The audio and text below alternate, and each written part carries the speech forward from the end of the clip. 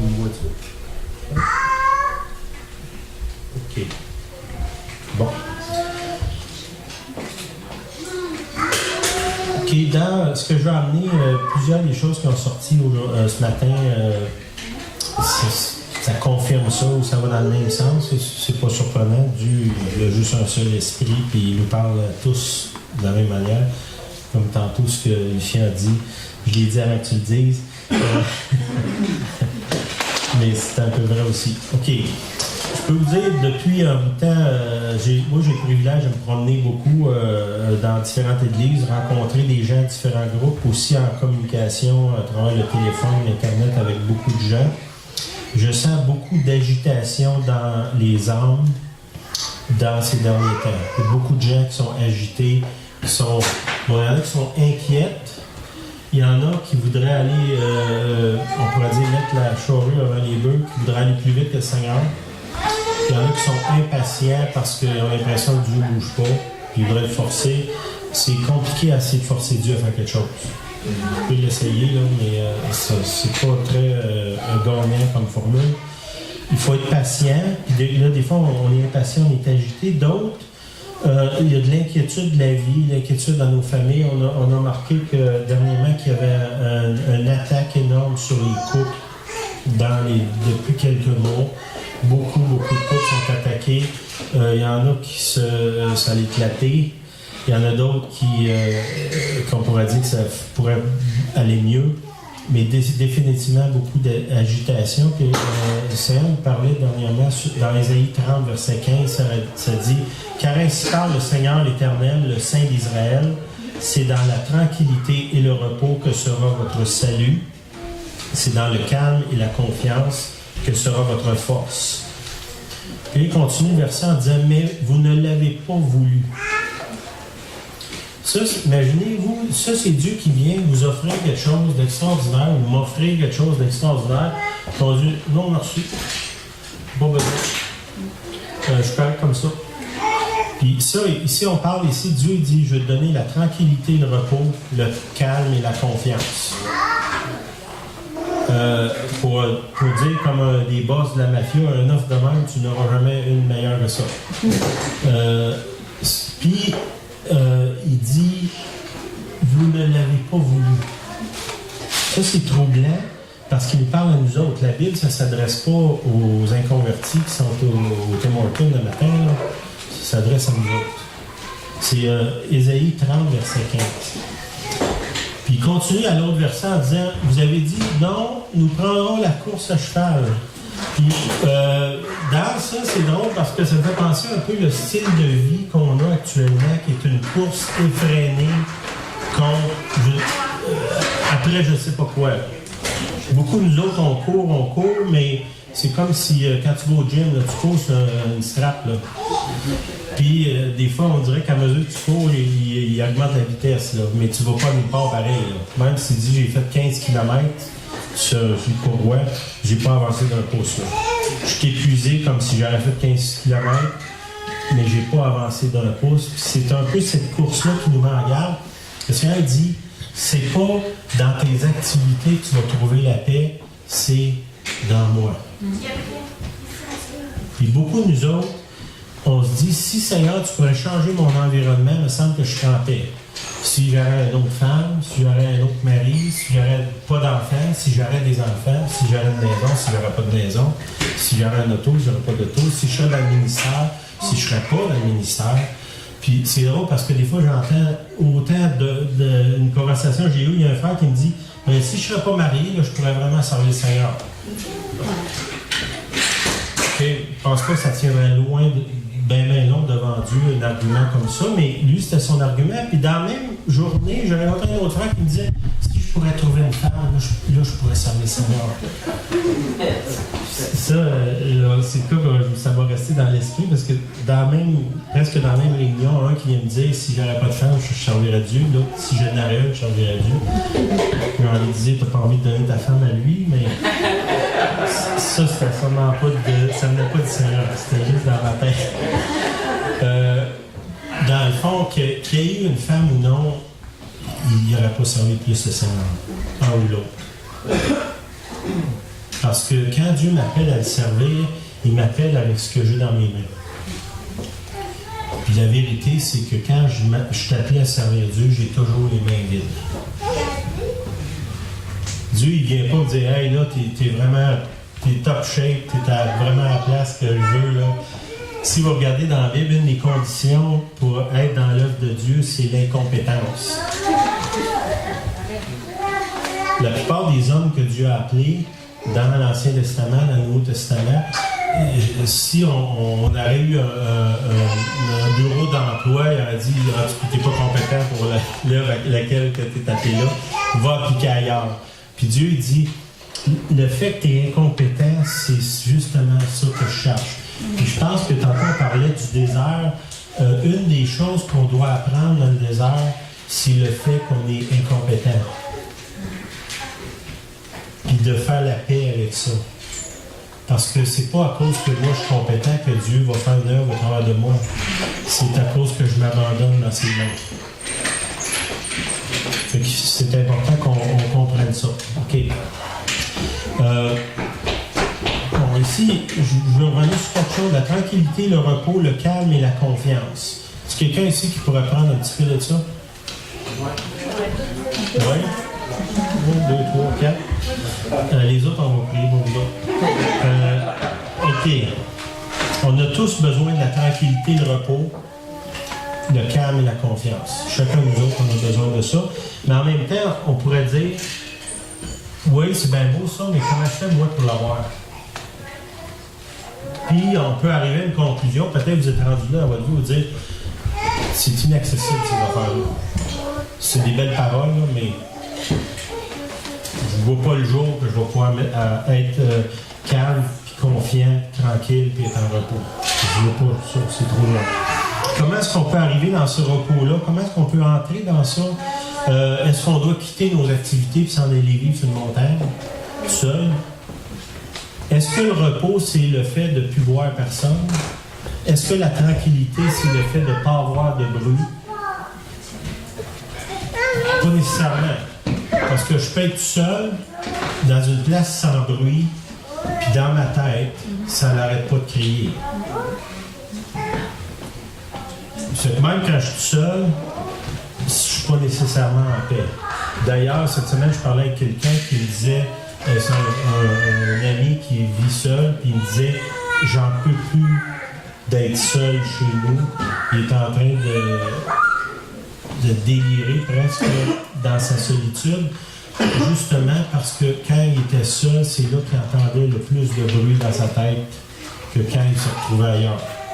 Je pense que plusieurs, peut-être que vous avez déjà vécu ça. OK. Ça veut dire que c'est certainement pas en changeant mon environnement que je peux arriver à être en paix. Okay? Comme je vous ai dit tantôt, le gars qui dit j'aurais une femme, l'autre votre femme, c'est pas ça qui change. Là. Ou que si je vivrais en campagne, ou si je vivrais en ville, ou si. C'est pas ça non plus qui va changer ça. C'est un travail qui se fait à l'intérieur. Puis je veux un peu vous donner des.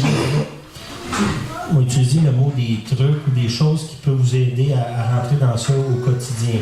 OK. Premier point, c'est qu'est-ce qui m'aide à rentrer dans ce repos-là? Bon, premièrement, dans le quotidien, comment je fais pour faire ça tous les jours? Tu sais, je peux pas vivre. Mettons, si on dirait, OK, à partir d'aujourd'hui, là, vous allez manger juste le dimanche matin. Pas rien de la semaine, le reste, pas d'eau, pas rien. Ça vous intéresse ça? C'est ce qu'on va faire. OK. Bon, mais est-ce que dans votre vie spirituelle, vous êtes capable de vivre à manger une fois par semaine? Vous dites, ben là, j'ai hâte à dimanche prochain, je vais aller à la réunion. Puis là, ça, lui va me tirer, il va me lancer une bouée, puis il va me tirer en dehors de l'inondation dans laquelle je suis. Puis là, je reviens la semaine d'après, as-tu encore ta bouée? As-tu encore ta bouée? As-tu encore ta bouée? Puis là, quand lui est épuisé, il va aller voir carte, as-tu une bouée? Puis là, on ne peut pas faire ça. Si vous l'avez déjà essayé, s'il vous plaît, pensez à nous autres, arrêtez de faire ça. Dans notre quotidien, à tous les jours, le matin, quand je m'en vais travailler, quand je me lève chez nous avec mon épouse, quand on déjeune, quand on dîne, quand on est sur la route, quand je rencontre des gens, quand je vais au magasin, dans toutes mes activités, comment est-ce que je peux arriver et vivre en paix? Selon cette promesse-là, c'est quelque chose qui est accessible à nous en permanence. Ça veut dire, si c'est accessible en permanence, ça doit être là même quand la vie est super agitée ou que les choses vont mal autour de moi. Okay? Dieu n'est pas venu nous libérer de nos problèmes. Il est venu nous libérer de nos péchés. Pas la même affaire. Okay? Les gens qui suivent le Seigneur, ils ont des problèmes, puis dans certains cas, ils en ont plus que d'autres. Okay? Rick Joyner, il disait, Seigneur, il disait, donne-moi ta vie, puis je vais la scraper. Pourquoi il disait ça? Parce que Dieu veut nous donner une nouvelle vie. Pour recevoir la nouvelle, il faut que je me débarrasse de la vieille. Puis chacun de nous a un urgent besoin d'aide pour se débarrasser de notre ancienne vie. Parce qu'on est attaché bien plus qu'on pense à notre ancienne vie. On a besoin d'être libéré de ça. OK? Il y a un frère, le frère Lawrence. Peut-être que vous ne le connaissez pas, il a vécu dans les années 1600. C'est un monsieur qui a écrit beaucoup. Puis lui, il disait ceci, il dit, ce n'est pas de changer nos activités, mais plutôt de les faire pour Dieu. OK? Parce que souvent, ce qu'on fait, c'est qu'on sépare notre vie spirituelle avec notre vie physique, notre vie de tous les jours. Là, je m'en vais prier. Ou je m'en vais à l'église. Ah, là, je m'en vais travailler. Pareil comme si j'étais découpé en morceaux. Là. Puis la vérité, c'est que je suis un tout, puis je ne peux pas me diviser. Qu'est-ce que je fais? C'est que si mes activités au quotidien, j'ai fait pour Dieu, là, ma vie devient une prière. C'est quoi la prière? Conversation avec Dieu. Bon, dans une conversation, normalement, si tu vas avoir une conversation qui est constructive, il y a les deux qui parlent, les deux écoutent, puis des grands bouts de personne parlent. Je sais pas, vous avez déjà fait un voyage loin avec quelqu'un qui n'arrête pas de parler, jamais, là? T'sais, nous autres, on voyage beaucoup. Des fois, là, la semaine passée, on était en Caroline, on a fait 4000 km dans la semaine. J'aurais de la misère à vivre 4000 km enfermé dans un auto, puis là, on était 5 dans l'auto, avec un qui n'arrête pas de parler jamais. Là. Ça aurait été un très, très long voyage. Okay? Avec Dieu, les silences que j'ai dans sa présence, souvent me parlent plus que quand moi je parle. Okay? Je veux dire que dans une relation saine, moi je parle, ma femme parle, moi j'écoute, puis elle écoute. Puis il y a des grands temps, parce qu'on passe beaucoup de temps dans l'auto ensemble. Mettons, l'année passée, on a dépassé 50 000 km, puis on est presque toujours ensemble. Il y a des grands moments où on ne parle pas. Ces moments-là, c'est aussi constructif que les moments qu'on parle. OK? C'est que de ne pas changer vos habitudes, mais que tout ce que vous faites, ça devient comme une prière, ça devient une marche, une conversation avec Dieu, OK? Est-ce que je peux, mettons, si je vous donne des exemples, est-ce que je peux changer des couches pour Dieu?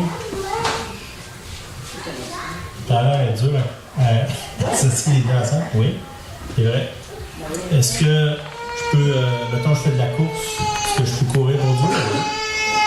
Je peux étudier, tu vas à l'école, j'étudie pour Dieu. Dans Colossiens 3:23, il dit tout ce que vous faites, faites-le comme pour le Seigneur. Tout ce que vous faites, faites-le comme pour le Seigneur. Ça veut dire que tout ce que je fais au quotidien, je suis en train de faire, je sais pas, de la soupe. Je fais de la soupe pour le Seigneur. Changer des couches, écouter quelqu'un au téléphone. Si elle me parle, je peux te parler. Je suis en train de faire quelque chose pour dit. Là. Si on rentre dans cet esprit-là, on va pouvoir rentrer dans le repos de Dieu. Parce que Dieu va être là tout le temps avec nous autres. Puis beaucoup de chrétiens que je connais, le temps avec Dieu, c'est vraiment encadré dans un certain heure. Mettons, je vais à réunion le dimanche matin, là, je suis avec Dieu. Quand je sors, ben là, je fais mes affaires, je fais ce que je veux. Là. Mais non, Dieu, il te suit. Je pense que la plus belle promesse de l'Ancien Testament, c'est quand Dieu dit je vais venir vivre dans leur cœur. Il dit je vais faire une nouvelle alliance avec eux autres, puis je vais vivre dans leur cœur. Bon, si Dieu vit dans mon cœur, je pourrais dire que je ne peux pas me débarrasser de lui où que je sois. Parce que normalement, vous allez, votre cœur est là. Fait que Dieu est tout le temps là avec vous. Si vous, comment je dirais, vous comprenez ça, puis vous le vivez, vous allez voir la différence. OK. Lawrence continue en disant « Il est erroné de croire que notre temps de prière est différent de tout autre temps. » Souvent, on dit « Ben là, il faut que je te laisse où j'ai prié. » Non, ma vie, c'est une prière.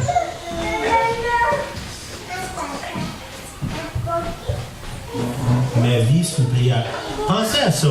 Est-ce qu'il y a quelqu'un de vous qui accepterait de se marier avec quelqu'un qui dirait je veux me marier avec toi, mais la seule chose que je veux, c'est d'avoir de l'intimité en parlant sexuel. Le reste, je veux rien savoir. Mon idée à vous, je me dirais, coudonc, tu me prends-tu pour une prostituée? Et des fois, notre relation avec Dieu, ça ressemble à ça. Seigneur, je te veux seulement quand j'ai bien besoin. Le reste du temps, laisse-moi tranquille. Ça ressemble pas à ça, des fois?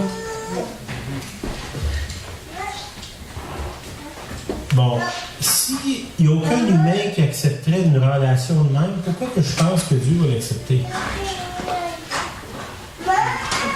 OK, Dieu l'accepte parce qu'il m'aime sans condition, mais je pourrais dire, je peux pas me sentir accompli dans ma vie spirituelle si c'est cette façon-là que je la vis. Vous êtes d'accord avec ça? C'est qu'il faut qu'on dépasse ça et dire à part de ces moments intenses-là, as-tu d'autres choses à m'offrir? Mettons, si je parle à ma femme, oui, je peux t'écouter.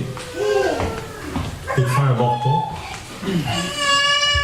On peut aller à la plage ensemble. On peut aller magasiner ensemble. On peut aller au restaurant. On peut aller prendre une marche. Ah, ça m'est jamais venu à l'esprit, ça. Puis là, tout d'un coup, on découvre un autre aspect. Puis on s'approfondit ensemble, notre relation. Mais avec Dieu, c'est la même chose. Si on est là tous les jours, et que dans tout ce qu'on fait, tout ce qu'on vit,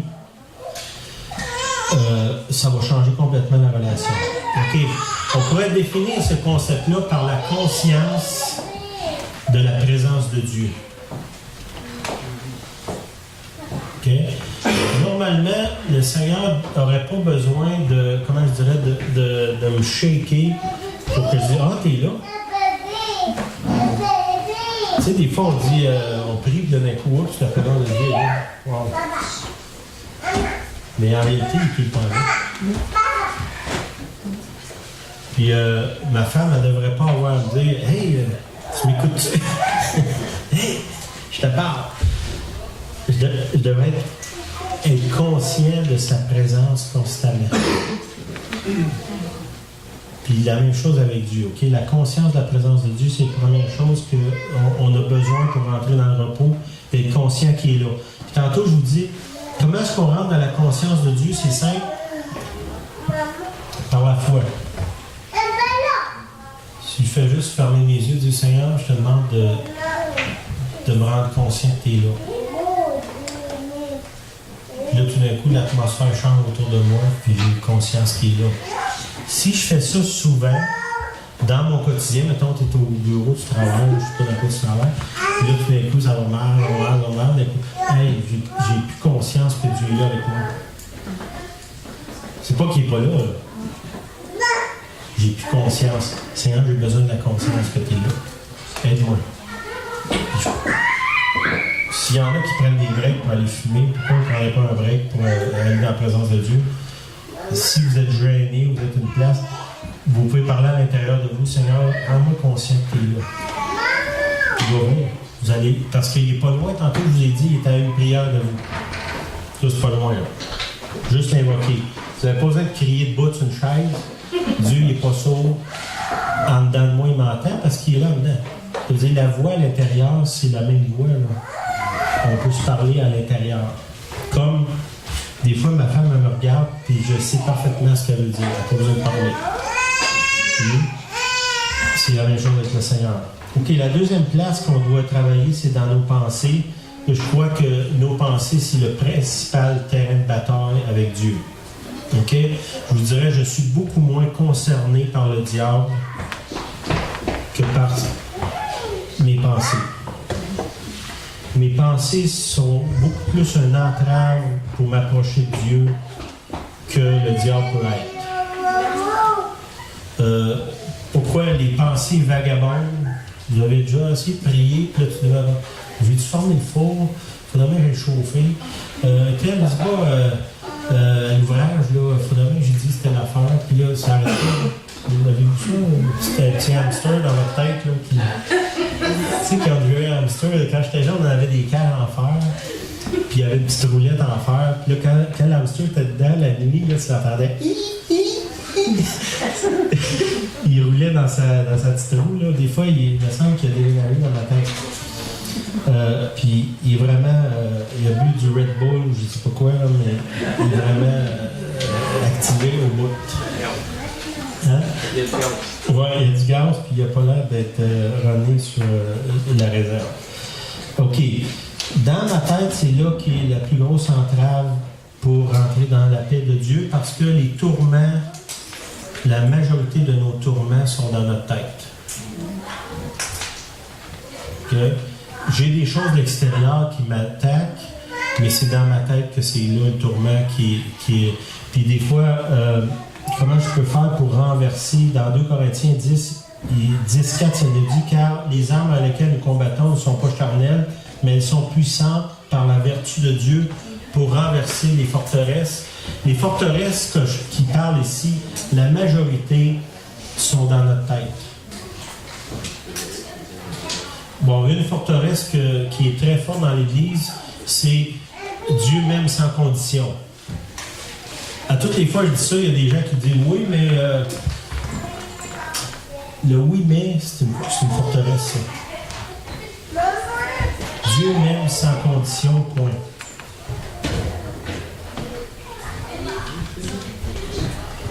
Ça veut dire que même dans ma pire journée de ma vie, Dieu, son amour n'a pas diminué d'1% à mon égard. Puis dans ma meilleure journée, ça va m'en faire. Puis Dieu sait qu'il n'y a personne de nous autres qui est capable de changer. Jésus, il dit, sans moi, vous ne pouvez rien faire. Si vous allez voir dans le grec, il dit rien faire. En anglais, il dit nothing. Rien.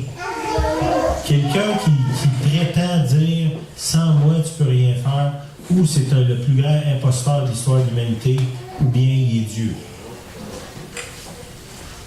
Puis si on prend juste ce verset-là, sans moi, vous ne pouvez rien faire, si on pourrait, je dirais, l'emballer puis le digérer, on serait tellement en paix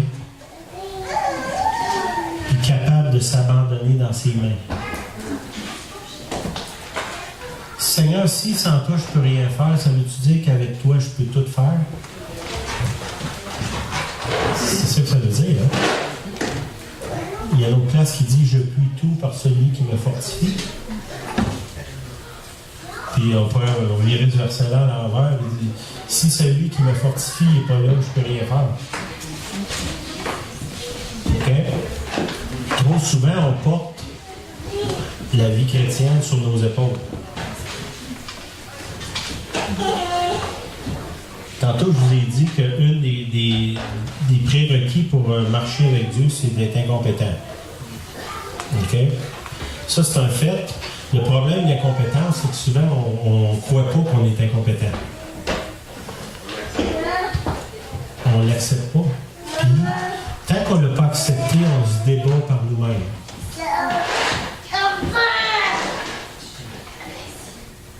Puis ça, c'est une valeur, voir autant de chrétiens se débattre par eux-mêmes pour essayer d'être chrétiens. Il y en a qui appellent ça le légalisme. C'est quoi le légalisme? C'est faire la religion chrétienne sans Jésus. Ça, il pourrait faire un film, appeler ça Mission Impossible. Avec ça. Ça marche pas. Avec Jésus, je peux tout faire. Ça veut dire qu'il faut que je me repose sur lui. Puis ça, c'est une forteresse que vous devez attaquer. Puis cette semaine, je vous mets au défi de méditer sur ce passage-là. Sans moi, vous ne pouvez rien faire. Chacun des mots. Sans. Qu'est-ce que ça veut dire, sans? Moi. Qui parle? Juste méditer là-dessus cette semaine. Puis, ça, je vous dirais, si vous pouvez faire la paix avec ce verset-là, il y a une forteresse énorme dans vos vies qui va tomber. Puis là, vous allez apprendre à vous coller après le Seigneur. Vous dites, regarde, Seigneur, si tu n'agis pas, là, ça ne marchera pas. Puis d'en rire. OK? Parce qu'il y a un autre verset qui dit jamais, jamais je vais t'abandonner. Jamais, jamais je vais te délaisser. Quand je me sens abandonné du Seigneur, c'est où ce qui est le problème? Il n'est pas de son bord. Hein? De mon bord. Pourquoi? C'est que je n'ai pas fait la prière qui l'amène.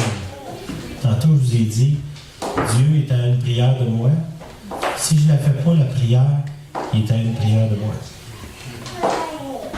C'est quoi la prière? Conversation avec Dieu. Seigneur, j'ai besoin de ton aide. Peux-tu faire quelque chose? Conversation.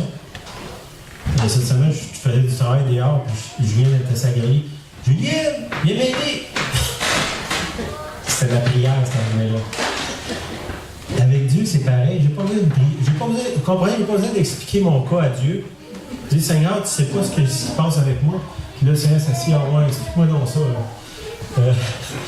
Là, expliquer tout mon chapitre, là, ben Seigneur, tu sais que ça va pas bien. Ah oui, ça va pas bien. Comment ça va pas bien? Ben tu sais, Vivienne, là, avec un cadeau. Ah ouais? Je savais pas ça. Je suis content que tu me dises ça. On se n'était pas rendu compte au ciel que ça allait pas bien chez vous. Bon, votre prière, ça ne devrait pas être un bulletin d'information. Le Seigneur, quand il veut savoir de quoi, il n'écoute pas les nouvelles le soir. C'est quand vous priez, simplement un flot de conversation comme une vague qui s'en va vers lui et qui revient. Puis je dirais, plus simple que c'est, plus efficace que c'est. Je ne sais pas si vous avez déjà mis les pieds d'un clou dans votre couple, si vous êtes marié ou avec votre famille, en essayant d'expliquer quelque chose de trop compliqué. Plus que tu avances, plus tu calmes. Pour avoir, comment je dirais, des bonnes relations, il faut que tu gardes ça simple. OK? Puis avec Dieu, je pense que c'est pareil aussi. Gardez ça simple. Le Seigneur a besoin d'aide. As-tu une solution pour ça? Puis là, j'écoute. Si je lui demande une solution, ben là, il faut que j'arrête de parler. Là, j'écoute. Là, tout d'un coup, il arrive, Lucien, il m'appelle, il dit, bon, c'est drôle, j'ai eu un rêve sur toi hier, puis Ah, ben tiens, c'est la réponse à ma prière. Puis je sais pas combien de fois c'est arrivé dans ma vie, je priais pour quelque chose. À un moment donné, je priais, puis je disais, Seigneur, j'avais pogné un bon prix pour du bardeau d'asphalte. Genre, parce que les paquets, les sacs étaient brisés. Mais tu sais, les sacs brisés, ça ne me dérange pas, les sacs, je ne les installe pas. Puis j'avais une grosse palette. Puis il fallait que je fasse la couverture chez nous. Puis bon, c'est une maison de 2 étages, c'est haut pas mal. Puis là, Seigneur, j'ai besoin d'aide. À peu près 1 heure après, il y a un gars de New York qui m'appelle. Il dit: t'as besoin d'aide?